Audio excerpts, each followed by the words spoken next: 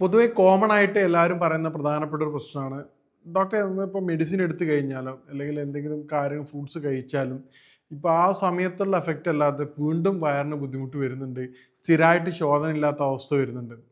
അപ്പോൾ നമ്മൾ മനസ്സിലാക്കേണ്ട കാര്യം ശോധനയുടെ ബുദ്ധിമുട്ട് എന്ന് പറയുന്നത് നമ്മുടെ പ്രധാനമായിട്ട് വരുന്നത് ടെമ്പററി റിലീഫിന് കൊടുക്കുന്നതിന് പകരം എന്തുകൊണ്ടാണ് അത് സംഭവിക്കുന്നുള്ള കാര്യം മനസ്സിലാക്കിയിട്ടില്ലെങ്കിൽ നിങ്ങൾ എത്ര കാലം മെഡിസിൻ കഴിച്ചിട്ടോ അല്ലെങ്കിൽ എത്ര കാലം ഫുഡ് ഡയറ്റ് ചെയ്തിട്ടോ കാര്യമില്ല. നമ്മുടെ ബോഡിയിൽ എന്തുകൊണ്ടാണ് ഈ പ്രശ്നം ഉള്ളത്? ഏറ്റവും പ്രധാനമായിട്ടുള്ള പ്രശ്നം വരുന്നത് ഉറക്കക്കുറവാണ്. രണ്ടാമത് നമ്മുടെ വെള്ളം കുടിയുടെ പ്രശ്നമാണ്. മൂന്നാമത്തെ പ്രധാനപ്പെട്ട കാരണം നമ്മുടെ ഭക്ഷണ രീതിയാണ്, ഭക്ഷണം കഴിക്കുന്ന രീതികളാണ്. ഈ മൂന്ന് കാരണങ്ങൾ നിങ്ങൾ ക്ലിയർ ചെയ്തിട്ടില്ലെങ്കിൽ നിങ്ങൾക്ക് ഈ പറഞ്ഞ മലബന്ധം അഥവാ വയറ് ക്ലിയർ ആവുന്നുള്ള സാധനം ഒരിക്കലും നടക്കുന്നില്ല. ഇനി എന്താണ് മലബന്ധം എന്നും എന്താണ് ഇതിൻ്റെ കാരണങ്ങളെന്നും നമുക്ക് വിശദമായിട്ട് ഇന്ന് പരിശോധിക്കാം. ഞാൻ doctor Syed Mohsin, chief physician, global Unani hospital.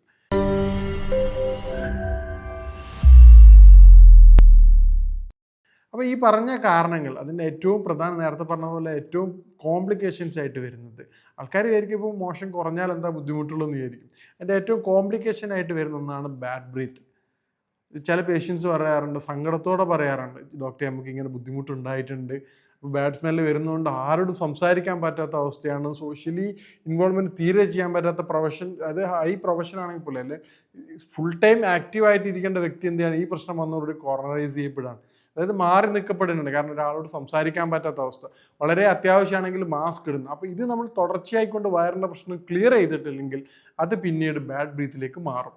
രണ്ടാമത്തെ ഗുരുതരമായ പ്രശ്നമാണ് പൈൽസിൻ്റെ ബുദ്ധിമുട്ട്. പൈൽസ് നമ്മൾ വിചാരിക്കുക അത് കുഴപ്പമൊന്നുമില്ലല്ലോ, ഇപ്പോൾ വന്ന് പോകണല്ലോ. തുടർച്ചയായിട്ട് പൈൽസിൻ്റെ ബുദ്ധിമുട്ടുണ്ടായാൽ അത് പിന്നീട് അത് ഫിഷറും ഫിസ്റ്റുലയും മറ്റു പല കോംപ്ലിക്കേഷനിലേക്കും അത് മാറും. ഈ പറഞ്ഞ കാര്യങ്ങൾ പ്രധാനമായിട്ടാണ് ഇതിൻ്റെ കോംപ്ലിക്കേഷൻസ്. നേരത്തെ പറഞ്ഞതുപോലെ എന്താണ് അതിൻ്റെ കാരണങ്ങൾ നോക്കുക. ഇതിൻ്റെ ഏറ്റവും പ്രധാനപ്പെട്ട കാരണം ഉറക്കമാണ്. വളരെ വൈകിയുള്ള ഉറക്കം എന്ത് ചെയ്യും, വളരെ വൈകി ഉറങ്ങുകയും അതുപോലെ തന്നെ വളരെ വൈകി എഴുന്നേൽക്കുകയും ചെയ്യുന്നത് ബോഡിയുടെ മൊത്തം മെക്കാനിസത്തിനെ അത് ബാധിക്കും. വൈകിട്ട് ഹെവി ഫുഡ് കഴിക്കുന്നത് ഡൈജഷനെ സ്ലോ ആക്കും. വൈകി ഉറങ്ങുക എന്ന് പറഞ്ഞാൽ എന്താണ് അതിൻ്റെ അർത്ഥം? വൈകിട്ടാണ് ഫുഡ് കഴിക്കുക.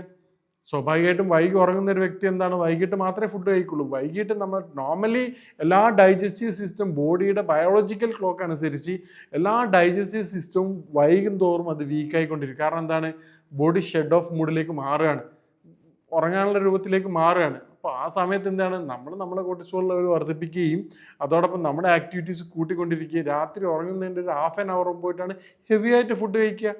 ഈ ഫുഡിൻ്റെ ഒരു 80% ദഹിക്കാതെ കിടക്കും. ഇത് പിന്നെ എന്ത് ചെയ്യും, ഡൈജസ്റ്റ് സിസ്റ്റം വീക്കാവാൻ തുടങ്ങും. ഇതാണ് നമുക്ക് രാവിലെ കഴിച്ച് കഴിഞ്ഞാൽ ഫുഡ് ബ്രേക്ക്ഫാസ്റ്റ് കഴിക്കാൻ പറ്റാത്തൊരവസ്ഥ വരും.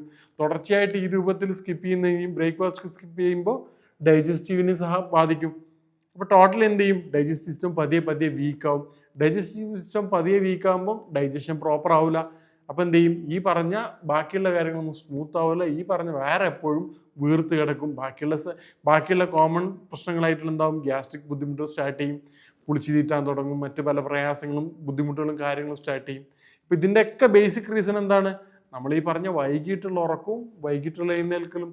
അത് വളരെ എമർജൻസി ആയിട്ടുള്ള, വളരെ അത്യാവശ്യമാണെങ്കിൽ മാത്രം നിങ്ങൾ എന്ത് ചെയ്യുക, ആ ഒരു സാഹചര്യത്തിൽ പോവുകയും ചെയ്യുക.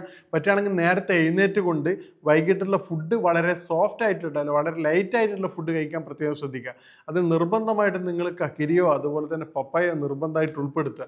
ആ രൂപത്തിലാണ് എന്ത് ചെയ്യും, കുറച്ച് സ്മൂത്ത് ആയിട്ടുള്ള മോഷന് സഹായിക്കും. ഇനി രണ്ടാമത്തെ കാര്യമാണ് വെള്ളം കുടിയുടെ കുറവ്.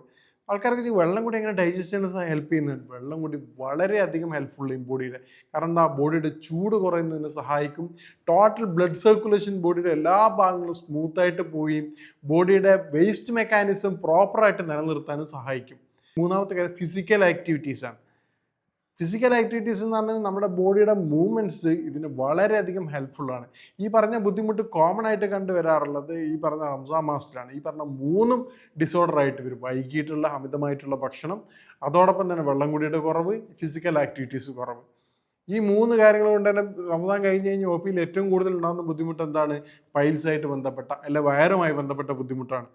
ഈ പറഞ്ഞ കാര്യം ഫിസിക്കൽ ആക്ടിവിറ്റീസ് വളരെ അത്യാവശ്യമാണ്. കാരണം ഫിസിക്കൽ ആക്ടിവിറ്റീസ് ഉണ്ടെങ്കിൽ മാത്രമേ ബോഡിയുടെ എല്ലാ സിസ്റ്റവും പ്രോപ്പറായിട്ട് ഉണ്ടാവുള്ളൂ. നമ്മൾ നേരത്തെ പറഞ്ഞതുപോലെ നിർബന്ധമായിട്ടും ഒരു ദിവസം ഒരു ഹാഫ് ആൻ അവർ എങ്കിലും, നന്ന് ചുരുങ്ങിയത്, അല്ലെങ്കിൽ ഒരു half an hour morning, half an hour evening ചെയ്യുകയാണെങ്കിൽ നിങ്ങൾ ടോട്ടലി ബോഡിയുടെ ഹെൽത്തിനെ അത് വളരെ ഭംഗിയായിട്ട് മാറ്റിയെടുക്കും. നിങ്ങൾക്ക് തന്നെ ആ ഒരു വീക്ക് കൺസിഡർ പരസ്പരം കമ്പയർ ചെയ്യുന്ന സമയത്ത് നിങ്ങൾക്ക് അതിൻ്റെ ചേഞ്ചസ് വ്യക്തമായിട്ട് മനസ്സിലാവും. ഇനി നമുക്ക് ഈ പറഞ്ഞ ഇൻഡൈജഷനും അല്ലെങ്കിൽ വയറ് ബ്ലോക്ക് ആവുന്ന സമയത്ത് എന്തൊക്കെ ചെയ്തിട്ടാണ് ക്ലിയർ ചെയ്യുന്നത്, ഡയറ്റിൽ എന്തൊക്കെ ചെയ്യണം നോക്കുക. പരമാവധി വയറ് സ്തംഭിച്ച സമയത്ത് അല്ലെങ്കിൽ വയറ് ബ്ലോക്ക് ആവുന്ന സമയത്ത്, കോൺസ്റ്റിപ്പേഷൻ ഉള്ള സമയത്ത് നിങ്ങൾ ചെയ്യേണ്ട കാര്യം ഹെവി ആയിട്ടുള്ള ഫുഡ് കഴിക്കാതിരിക്കുക. വളരെ സ്മൂത്ത് ആയിട്ടുള്ള സലാഡ് ഐറ്റംസ് ഉൾപ്പെടുത്തുക. പറ്റുകയാണെങ്കിൽ അത്തിപ്പഴം ഡെയിലി ഒരു 3-4 പ്രാവശ്യം 3 വെച്ചിട്ട് 2 നേരം കഴിക്കുന്നത് വളരെ ഹെൽപ്ഫുൾ ആവും. അതോടൊപ്പം രാത്രിയത്തെ ഭക്ഷണത്തിൽ നിർബന്ധമായിട്ട് നിങ്ങൾ കക്കരി ഉൾപ്പെടുത്തേണ്ടതാണ്. അതോടൊപ്പം തന്നെ പപ്പായം കൂടി ഉൾപ്പെടുത്തുകയാണെങ്കിൽ സ്മൂത്ത് ആയിട്ടുള്ള മോഷൻ നിങ്ങൾ ഹെൽപ്ഫുൾ ആവും. അതുപോലെ ദിവസം പിറ്റേത്തെ ഫുഡ് കഴിക്കുന്ന സമയത്ത് ലഞ്ചിന് എന്ത് ചെയ്യണം, തൈരും അതോടൊപ്പം തന്നെ മുരിങ്ങയുടെ ഇലയുടെ തോരനും ഉൾപ്പെടുത്തുകയാണെങ്കിൽ അത് നല്ല സ്മൂത്ത് ആയിട്ടുള്ള മോഷൻ ഹെൽപ്പ് ചെയ്യും. ഒരു ദിവസത്തിൽ കൂടുതൽ 2 ദിവസം കൂടുതൽ നിങ്ങൾക്ക് ബുദ്ധിമുട്ട് ഉണ്ടാകുകയാണെങ്കിൽ നിങ്ങൾ നിർബന്ധമായിട്ടും ഒരു ഡോക്ടറെ കൺസൾട്ട് ചെയ്യേണ്ടതാണ്. കാരണം എന്താണ്, പിന്നീട് നിങ്ങൾ ബാത്റൂം പോയിട്ട് സ്ട്രെയിൻ കൊടുക്കാൻ തുടങ്ങും. സ്ട്രെയിൻ കൊടുക്കുമ്പോൾ എന്ത് ചെയ്യും, പിന്നീട് മെല്ലെ അത് പൈൽസിലേക്ക് പ്രഷർ കൊടുക്കുന്ന സമയത്ത് ആനുവൽ പ്രഷർ വരുമ്പോൾ അത് പൈൽസ് ആയിട്ട് മാറും. പൈൽസ് ആയിട്ട് വന്നു കഴിഞ്ഞാൽ എന്താ, പിന്നീട് അതിൻ്റെ പിന്നീട് അത് കോംപ്ലിക്കേഷനിലേക്ക് പോകും. അപ്പോൾ പൈൽസിൻ്റെ ഹിസ്റ്ററി ഉള്ള വ്യക്തികളാണെങ്കിൽ അല്ലെങ്കിൽ ഈ പറഞ്ഞ ഗ്യാസ്ട്രിക് ബുദ്ധിമുട്ട് സ്ഥിരമായിട്ടുള്ള വ്യക്തികളാണെങ്കിൽ നിർബന്ധമായിട്ടും നിങ്ങൾ ഈ പറഞ്ഞ രൂപത്തിൽ നിങ്ങൾ ജീവിതം ക്രമീകരിക്കേണ്ടതാണ്. ഇനി നമുക്ക് ഇതിന് ഹെൽപ്ഫുൾ ആയിട്ടുള്ള ഏറ്റവും സിമ്പിളായിട്ട് ചെയ്യാൻ പറ്റുന്നത് എന്താണെന്ന് പറഞ്ഞാൽ, സ്ഥിരമായിട്ട് ഗ്യാസിൻ്റെ ബുദ്ധിമുട്ടുള്ള വ്യക്തികളാണെങ്കിൽ നമുക്ക് ജീരകവും അതോടൊപ്പം അഴമോദകവും ചേർത്ത വെള്ളം സ്ഥിരമായിട്ട് കുടിക്കുന്നത് ഗ്യാസ് റിലീസ് ചെയ്യുന്നത് വളരെ ഹെൽപ്ഫുള്ളാണ്. അതോടൊപ്പം ഒരു കഷ്ണം ഇഞ്ചിയും ചേർക്കുകയാണെങ്കിൽ വളരെ എഫക്റ്റീവാണ്. രാത്രി കാലങ്ങളിൽ ഇസ്പഗോൾ 1 ടീസ്പൂൺ വെള്ളത്തിൽ ചേർത്തതിന് ശേഷം ഉറങ്ങുന്നതിന് മുമ്പ് കുടിക്കുന്നത് സ്മൂത്ത് മോഷൻ അത് ഹെൽപ്ഫുള്ളാവും. ഈ പറഞ്ഞ കാര്യങ്ങൾ ശ്രദ്ധിക്കുകയാണെങ്കിൽ നേരത്തെ പറഞ്ഞതുപോലെ കോൺസ്റ്റിപ്പേഷന് കാരണമാകുന്ന പൈൽസ് അല്ലെങ്കിൽ മറ്റു പല ബുദ്ധിമുട്ടുകൾ വരാത്ത സ്കിൻ ഡിസീസ് നമുക്ക് പൂർണ്ണമായിട്ടും ഈ പറഞ്ഞ വയറിൻ്റെ പ്രശ്നം മാത്രമല്ല ഓൾ ഓവർ ബോഡിയുടെ പ്രശ്നങ്ങൾ നിങ്ങൾക്ക് മാറ്റിയെടുക്കാൻ പറ്റും. ഇനി ഇതുമായിട്ട് ബന്ധപ്പെട്ട സംശയങ്ങൾക്ക് നിങ്ങൾക്ക് ബന്ധപ്പെടാവുന്നതാണ്. ഇനി മറ്റൊരു ഹെൽത്ത് വിഷയമായിട്ട് കാണാം. നന്ദി.